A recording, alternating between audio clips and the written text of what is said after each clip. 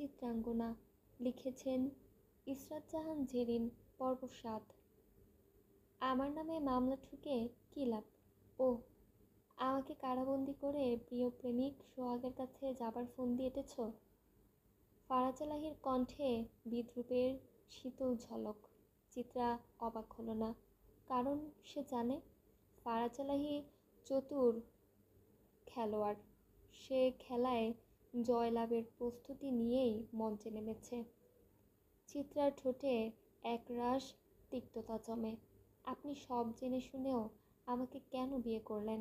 বলুন কেন? ফারাজ নির্লিপ্ত কণ্ঠে উত্তর দেয়, টাইম পাস করার জন্য। আসলে 30 বছর ধরে সুখে থাকতে থাকতে জীবনটা কেমন যেন বোরিং হয়ে গিয়েছিল, তাই বিনোদনের জন্য বিয়েটা করলাম আর কি। চিত্রা ভুরুর কুঁচকে যায়। তাহলে আপনার কাছে বিয়ে মানে নিছক সময় কাটানো, টাইম পাস? কিন্তু আমাকেই কেন? আমাকেই কেন বেছে নিলেন? দুনিয়ায় কি সুন্দরী মেয়ের অভাব নাকি? সুন্দরী মেয়ে তো দুনিয়ায় অহরহ আছে, তবে তারা কেউ যে তুমি নও বউ। আমার যে তোমাকেই লাগতো। ফারাজ হেসে উঠল। ধীর পদক্ষেপে এগিয়ে এসে ভাতের প্লেট বাড়িয়ে দিল চিত্রার দিকে। ক্ষুধা পেয়েছে? নিজেও খাও, আমাকেও খাইয়ে দাও। চিত্রা ঠান্ডা চোখে তাকায়। আপনার নিজের হাত নেই? আছে, তবে নিজের আপন একটা বউ তো আছে। ফারাজ কণ্ঠে অবজ্ঞার ছোঁয়া এনে বলল, তোমাকে বিয়ে করেছি কি শুয়ে বসে থাকার জন্য নাকি? নিজস্ব সম্পদের যত্ন নিজেকেই নিতে হয়। আজ থেকে আমার সব কাজ তুমি করবে, এমনকি আমার আন্ডারপ্যান্টটাও তুমি ধুয়ে দেবে।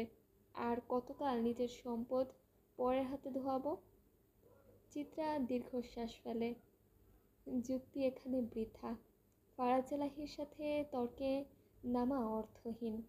এ যেন এক অসম যুদ্ধে ক্ষতিশ্রুত সৈনিক হয়ে দাঁড়ানো।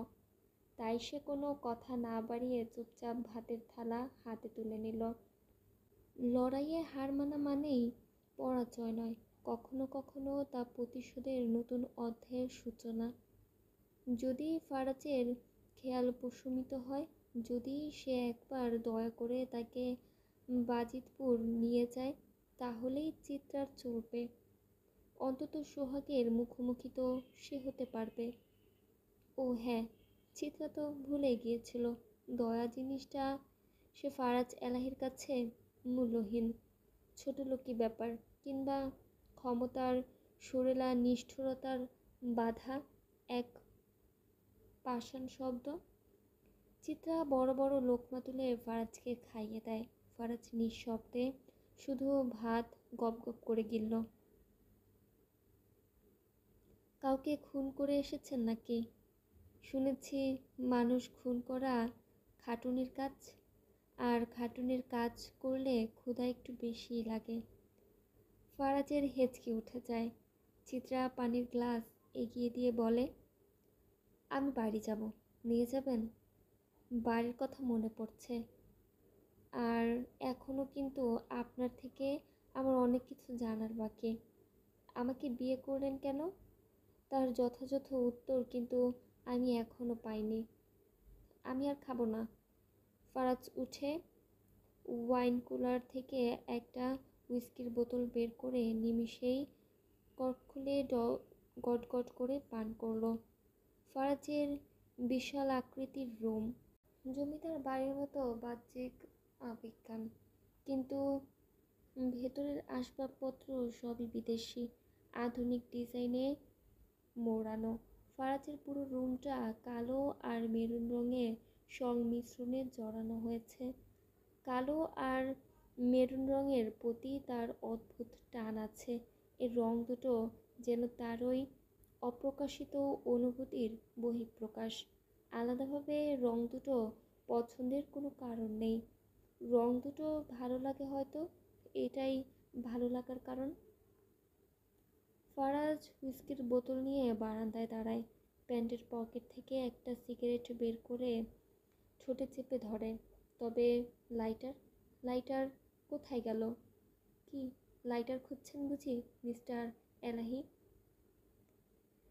চিত্রা লাইটার জ্বালিয়ে ফারাজের ঠোঁটে চেপে ধরা সিগারেটটা ধরিয়ে দেয়। ফারাজ অপলক দৃষ্টিতে চিত্রার দিকে তাকিয়ে সিগারেটে একটা টান দেয়। গাল ভর্তি ধোঁয়া ছাড়ে চিত্রার মুখের ওপর। ধোঁয়ার কারণে চিত্রার কাশি চলে আসে। সে আঁচল মুখে চেপে ধরে।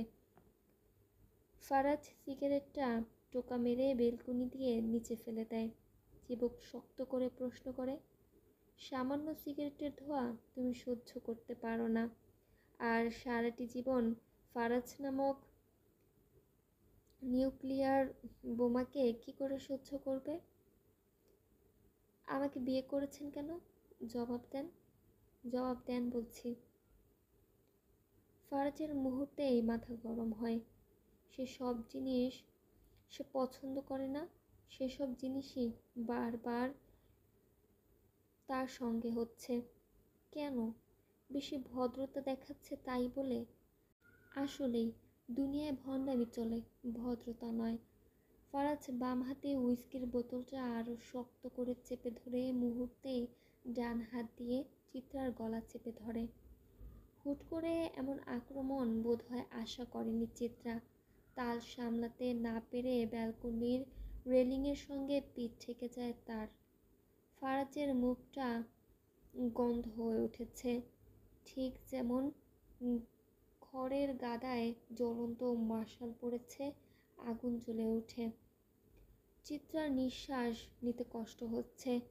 ফর্সা মুখটা রক্ত জবার মতো লাল হয়ে এসেছে। তার চোখ ক্রমে বিবর্ণ হয়ে এসেছে, দম বন্ধ হওয়ার পথে, চোখ উল্টে আসছে। ফারাজ তাতে দাঁত পিষে বলল, আরেকবার যদি তোর মুখ থেকে প্রশ্ন বেরোয়, তাহলে জবাই করে তোর লাশ আমি রাস্তায় কুত্তাদের খাওয়াবো। কথাটা যেন তোর কান দিয়ে ভালো করে ঢুকে। চিত্রার চোখ বেয়ে অশ্রু ছল ছল করছে। গলা থেকে তার ভোঁতা আর্তনাদ বেরিয়ে আসছে। ফারাজ, মরে যাচ্ছি। ফারাজ ছাড়ে না, বরং শক্তি আরও বাড়িয়ে দেয়। ছোট একটা জান বের করতে এত পরিশ্রম? আসলেই মানুষ খুন করতে কষ্ট আছে। আচ্ছা, এই তো একটু পর চিত্রার শরীর থেকে জানটা মুক্তি পাবে। তখন ফারাজ কি করবে? আবারও কি কলিজা ভুনা দিয়ে ভাত খাবে? ফারাজকে তখন ভাত খাইয়ে দিবে কে? চিত্রার চোখ বন্ধ হয়ে আসে। চোখটা মেলার চেষ্টা করলো সে, তবে পারল না, আর পারল না। সময় যে শেষ। এই বউ, তুমি কি সাপটাপ নাকি? মানে নাগিন? সাপেদের মতন এমন চোখ মেলে ঘুমাচ্ছ কেন? চিত্রার হুঁশ ফেরে। সে নিজেকে একবার দেখে, ভালো করে দেখে। কই, তার তো কিছু হয়নি। ফারাজের দিকে একবার তাকায় সে।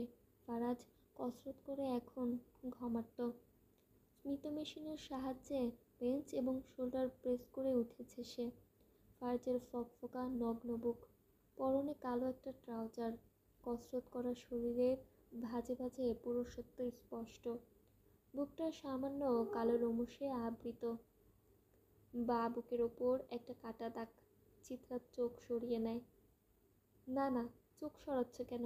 দেখো না একটু, ব্যায়াম করে তোমার জন্যই তো শরীর বানিয়েছে। চিত্রা উঠে যায়। চোখ মুখে এখন ঘোলাটে লাগছে। চোখ মুখ এখনো ঘোলাটে লাগছে। মুখে পানি দেবে সে। এতক্ষণ সে কি দেখেছে এসব ভয়ানক কল্পনা? খাটের কোণে মেঝের ওপর বসে নদী কাঁপছে। শরীরে কোনো রকম শাড়িটা দেয়া। সিগারেটের জ্বলন্ত আগুনে শরীরের নানান জায়গায় গর্ত হয়ে গেছে। শরীর জ্বলছে, তবুও নদীর চিৎকার করে কান্নার সাহস পাচ্ছে না। সে জানে তার স্বামী রাজন মেয়ে মানুষের কান্না সহ্য করতে পারে না। কাঁদলে হয়তো এবার তাকে মেরেও ফেলতে পারে। রাজন ধূর্ত পুরুষ মানুষ, গাল ভর্তি চাপদাড়ি, সবসময় সাদা পাঞ্জাবি পরে থাকে। তাকে কখনো শার্ট পরতে দেখা যায় না। অবাধ্যতা তার পছন্দ নয়। রাজন সিগারেট ফেলে বিছানা ছেড়ে উঠে বসলো, লুঙ্গি ঠিক করে নদীর দিকে চেয়ে বলল, রুহুর মায়া তোর কইমা গেছে তাই না? এটাই তোর শেষ সুযোগ। আরেকবার তোর পাকনামি দেখলে সবচেয়ে ভয়ঙ্কর মৃত্যুটা আমি তোরেই দিমু, জানোয়ারের বাচ্চা। রাজন ড্রয়ার থেকে আরেকটা সাদা লুঙ্গি বের করলো, লুঙ্গিটা কাঁধে ঝুলিয়ে গোসলে চলে গেল। তবে যাওয়ার আগে নদীর পিঠে আরেকটা লাথি মারতে ভুলল না। নদী মেঝেতে উপর হয়ে পড়ে কাঁদছে। তাকে বাঁচাতে আগেও কেউ আসেনি, আর হয়তো কখনো আসবেও না। নদীর পাশের রুমে বারান্দায় রাজনের ছোট বোন দাঁড়িয়ে আছে। সে জানে তার ভাবির সঙ্গে কি কি হয়েছে, তবে ভাবির রক্ষা করার মতো সাহস তার মধ্যেও নেই। এমনিতেও তার স্বামী এ বাড়ির ঘর জামাই, তাই তারা কেবলই এই বাড়ির আসবাবপত্রে জমে থাকা ধুলোর মতো, যার কোনো মূল্য নেই, যাকে কেউ পছন্দ করে না। ফারাজের বউয়ের নাম কি রে? ফারিয়া পেছন ফিরে তাকায়, জোহানকে দেখতে পায়। জোহান তার রুমের দরজায় হেলান দিয়ে দাঁড়িয়ে আছে, মুখে নির্লিপ্ত হাসি। কিরে, মনোব্রত নিয়েছিস নাকি? চিত্রা, কেন? ফারাজের চয়েস আছে বলতে হবে, কড়া জিনিস বাড়িতে এনেছে। তোমার ভাবি হয় চিত্রা, অন্যের পাত্রে মুখ দেয়া কবে বন্ধ করবে? জোহান এক লম্হা চুপ থেকে জবাব দেয়, মুখ দিচ্ছি না রে, এ প্রথম ইচ্ছে করছে জীবনটা বের করে মিসেস এলাহির হাতে ধরিয়ে দেই।